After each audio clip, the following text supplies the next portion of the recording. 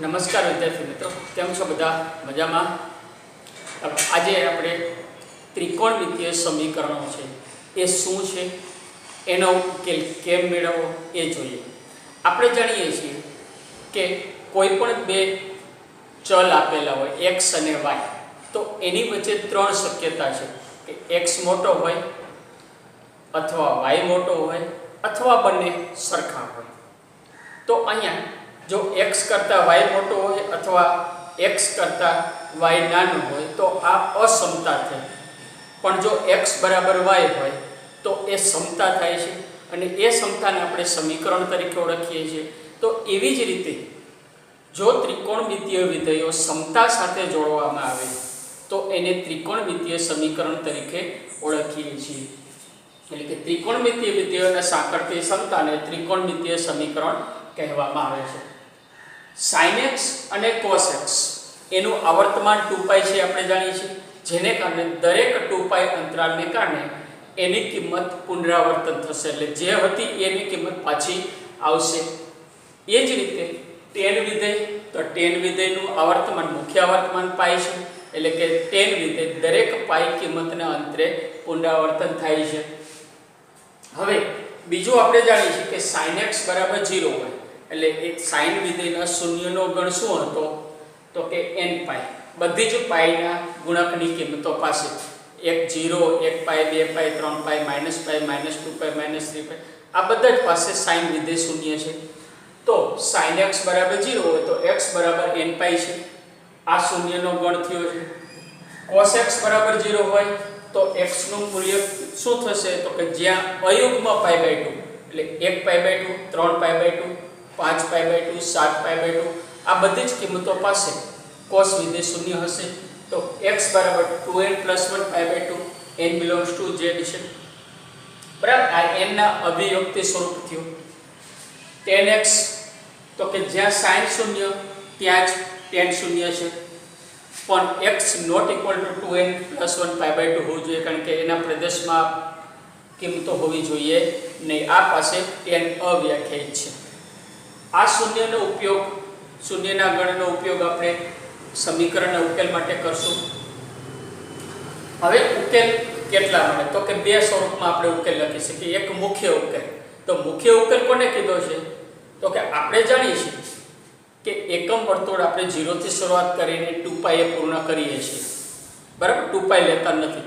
તો પહેલા જ પરિભ્રમણની અંદર જો આપણે જે કિંમતો મળે છે એ કિંમતોને મુખ્ય ઉકેલ કહે છે.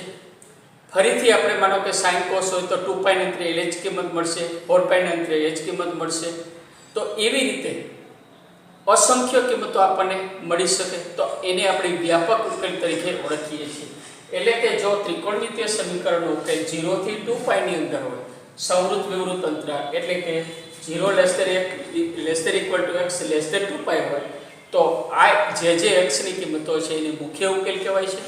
અને જો સમીકરણના ઉકેલને n ના પૂર્ણાંક n સ્વરૂપમાં લખીએ, એટલે કે આવા સ્વરૂપમાં n π 2n + 1 π/2 એવા સ્વરૂપમાં જો લખીએ તો એ બધી કિંમતોને વ્યાપક ઉકેલ તરીકે આપણે ઓળખીએ છીએ.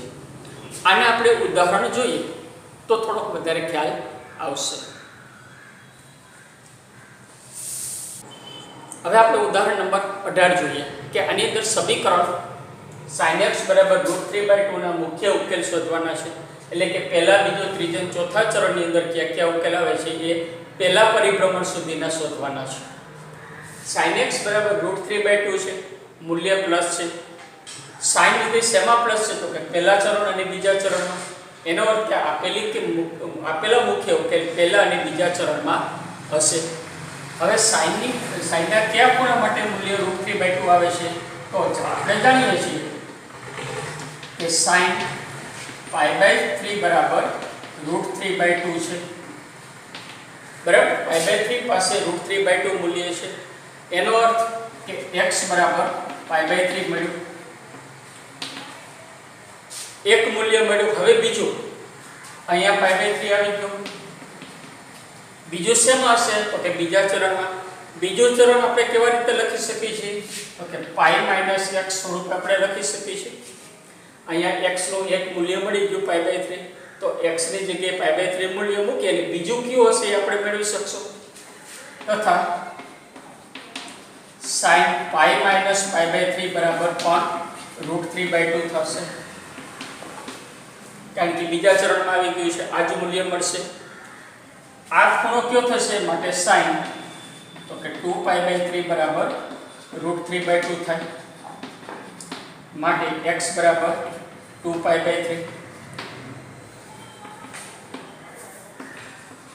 એટલે કે બીજો ઉકેલ મળ્યો 2π/3 આમ sin x બરાબર √3/2 ના મુખ્ય ઉકેલો π/3 અને 2π/3 બરાબર। હવે જો વ્યાપક હોય તો ફરીથી રાઉન્ડ કરી એટલે પાછો અહીંયા આવશે પહેલા પરિભ્રમણ પછી પાછો અહીંયા આવશે 2π/3 આપણને અહીંયા મળશે। હવે ઉદાહરણ નંબર 19 આપણે જોઈએ જેમાં સમીકરણ tan x -1/√3 છે એનો મુખ્ય ઉકેલ શોધવાનો છે। tan x -1/√3 છે tan ની કિંમત ઋણ આપેલી છે ઋણ કયા ચરણમાં હશે તો કે બીજું ચરણ અને ચોથું ચરણ।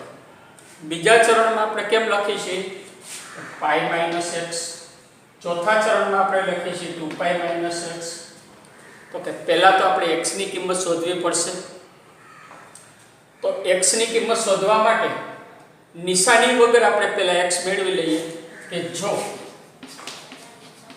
tan x = 1/√3 હોય તો x બરાબર શું થશે તો કે કઈ કિંમત માટે 1/√3 આપણે પ્લસ લીધું છે આપણો જવાબ માઈનસ ખરેખર આપણે ઉકેલ માઈનસ માટે શોધવાનો છે બરાબર। તો અહીંયા tan π/6 બરાબર 1/√3 છે એનો અર્થ કે x બરાબર π/6 આ આપણો ઉકેલ નથી ઉકેલ હવે મેળવવાનો છે ઉકેલ છે પહેલું બીજું ચરણ અને ચોથા ચરણમાં આ પ્રથમ ચરણની અંદરની કિંમત મેળવી। હવે tan π - π/6 બરાબર -1/√3 બરાબર બીજા ચરણમાં હોવાથી x ની જગ્યાએ π/6 મૂકી દીધું માટે tan π - π/6 એટલે 5π/6 બરાબર -1/√3 તથા tan 2π - π/6 બરાબર -1/√3 માટે tan 11π/6 બરાબર -1/√3 આમ મુખ્ય ઉકેલ 5π/6 અને 11π/6 મળે। આ મુખ્ય ઉકેલ નથી આ કોનો મુખ્ય ઉકેલ થાય જો પ્લસ આપેલું હોય તો બરાબર એટલે દરેક વિધેયોના મુખ્ય ઉકેલ મેળવવા માટે આ પ્રકારે આગળ વધવાનું છે।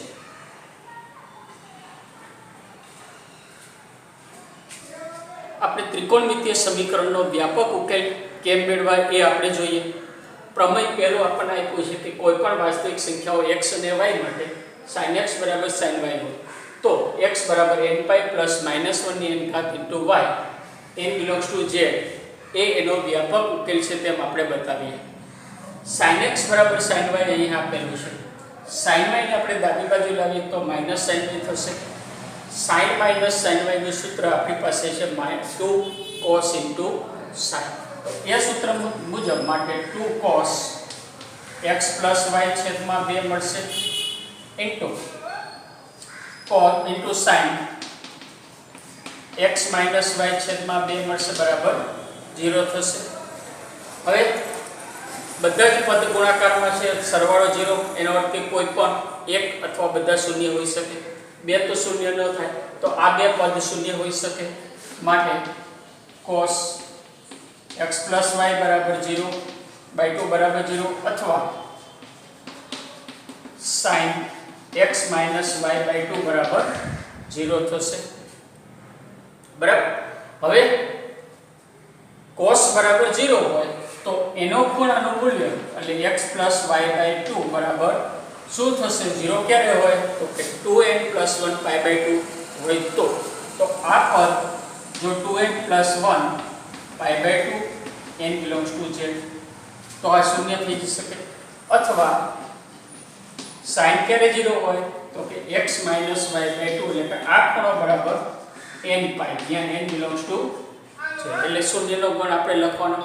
હવે આની આપણે મેળવવાનો છે x નું મૂલ્ય કેવું છે તો x નું મૂલ્ય મેળવવા માટે 2 ને હું સામે લઈ જાઉં તો x + y બરાબર મળશે મને 2n + 1 π બરાબર કારણ કે બે આની સાથે ઉડી જશે. આની ઉપરથી આપણને x બરાબર મળશે 2n + 1 π - y. અહીંયા આપણે આગળ વધીએ તો x - y બરાબર 2n π મળશે. x બરાબર 2n π + y n belongs to z.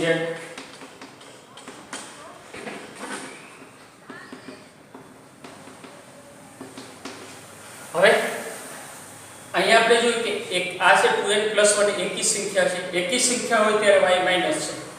2n + y બેકી છે. બેકી હોય ત્યારે આ પ્લસ છે. તો આ સ્વરૂપને આપણે લખી શકીએ કે 2n + 1 π પ્લસ માઈનસ ને જો અહીંયા ખાલી પ્લસ લખું તો માઈનસ લાવવા માટે -1 ની ઘાત આપણે લખવી પડે એટલે કે પ્લસ ગુણ્યા -1 કરો 2n + 1 એકી છે. એકી ઘાત માઈનસ ની ગમે તેટલી લેવામાં આવે એ માઈનસ જ રહેશે એટલે આને આપણે 2n + 1 સ્વરૂપે લખી શકીએ * y કારણ કે આ ઋણ ઘાત એની એકી ઘાત એટલે ઋણ જ થશે એટલે -y આવી જશે. એવી જ રીતે અહીંયા આની જેમ જ જો આપણે ભેગું લખવું છે તો -1 ની બેકી ઘાત 2 4 6 8 એ બધી પ્લસ થશે એટલે અહીંયા પ્લસ -1 ની બેકી ઘાત એટલે 2n ઘાત થશે એટલે આનું મૂલ્ય હંમેશા +1 થશે. આનું મૂલ્ય હંમેશા -1 થશે. હવે અહીંયા જોઈએ કે આટલો ભાગ કોમન છે π અને y બંને વચ્ચે પ્લસ છે. -1 ની એકી ઘાત -1 ની બેકી ઘાત એનો અર્થ કે બધી સંખ્યાઓ આપણે સમાવેશ થશે. અહીંયા બેકી ઘાત છે અહીંયા એકી ઘાત છે. તો જો આ બેને આપણે ભેગું કરીએ તો માટે x બરાબર મળશે n π પ્લસ -1 ની n ઘાત * y. હવે જો અહીંયા n એકી હોય તો આ સૂત્ર લખશે, n બેકી હોય તો આ પ્રમાણે આપણને મળશે. એટલે આમ દરેક n માટે આ એનો વ્યાપક ઉકેલ થયો છે.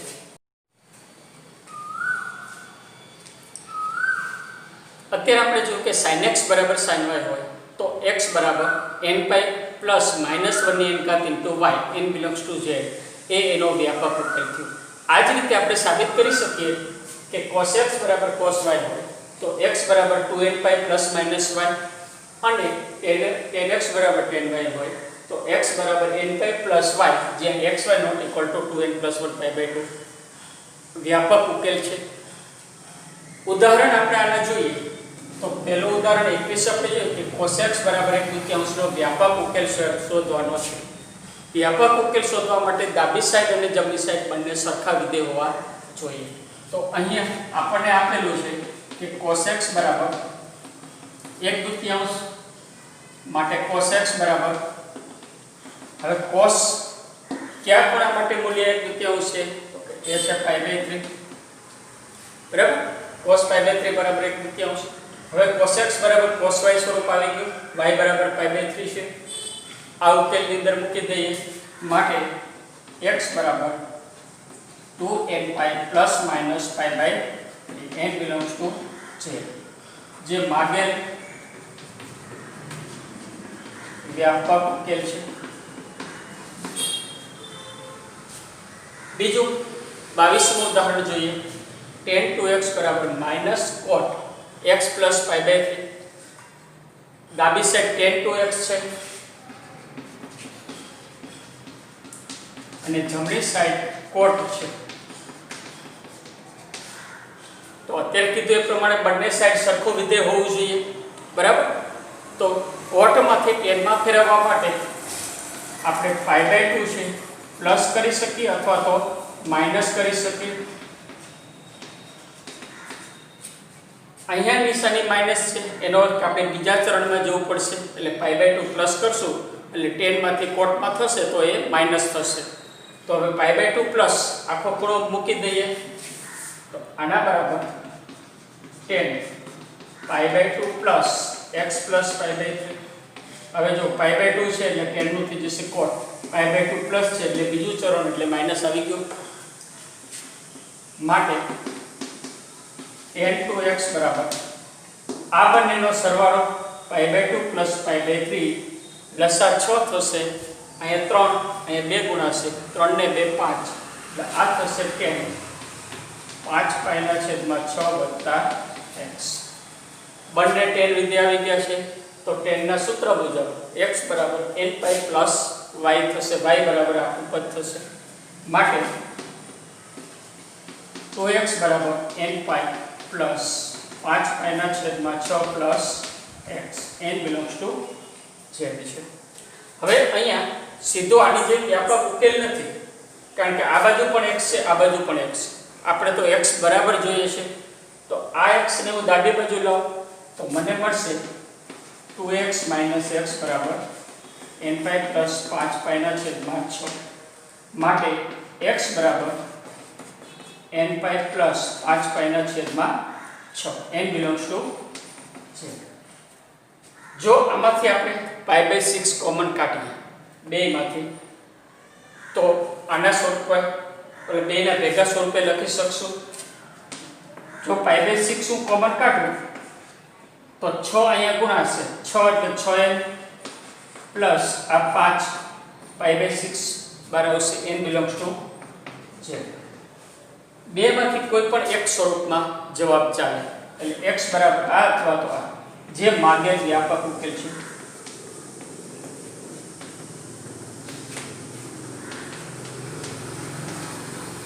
બરાબર. હવે અત્યારે આપણે જોયું કે sin x બરાબર sin y, cos x બરાબર cos y કે tan x બરાબર tan y હોય તો વ્યાપક ઉકેલ છે. પણ sec cosec કે cot હોય તો આ ત્રણે વિધેયના વ્યસ્ત કરીને આપણે જે 3 sin cos tan છે એમાં ફેરવી નાખવાના, પછી એનો વ્યાપક ઉકેલ શોધવાનો છે.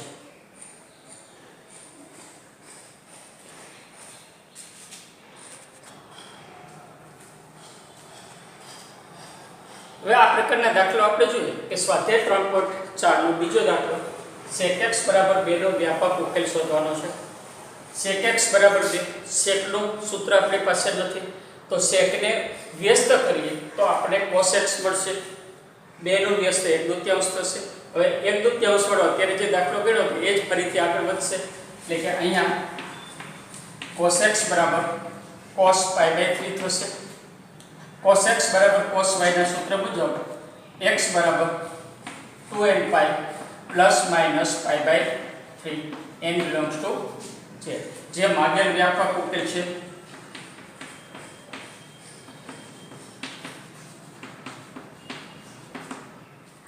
બરાબર. ત્રીજા દાખલામાં cot x બરાબર -√3 નો વ્યાપક ઉકેલ શોધવાનો છે. cot નું સૂત્ર નથી તો એનો વ્યસ્ત લેશું tan x બરાબર -1/√3. હવે અહીંયા સામે માઈનસ કિંમત છે તો માટે tan x બરાબર tan 1/√3 કોની કિંમત છે તો કે π/6. હવે આપણને આપેલું છે માઈનસ તો tan વિધેય કયા ચરણમાં માઈનસ છે કે બીજા અને ચોથા ચરણમાં. બીજા ચરણમાં આપણે જઈએ તો અહીંયા આપણે π-π/6 લખી શકીએ. માટે tan x બરાબર tan 5π/6 થશે. હવે tan x બરાબર tan y નું સૂત્ર આવી ગયું તો માટે x બરાબર n π plus 5π/6. n belongs to z. અહીંયા આગળ સાદુરૂપ થતો નથી માટે જે વ્યાપક ઉકેલ છે જો આમાં આગળની જેમ કોમન કાઢવું હોય તો π/6 કોમન કાઢી તો 6n + 5 આપણને મળે. આમાંથી આપણે π/3 કોમન કાઢી તો 3 × 2 = 6 n ± 1 π/3 3 મળે આપણે જો આમાંથી π/3 કોમન કાઢી તો આમાંથી π/6 કોમન કાઢી તો 6n + 5 પાઈના છેદમાં 6 મળે બરાબર ગમે તે સ્વરૂપમાં આપણે લખી શકીએ છીએ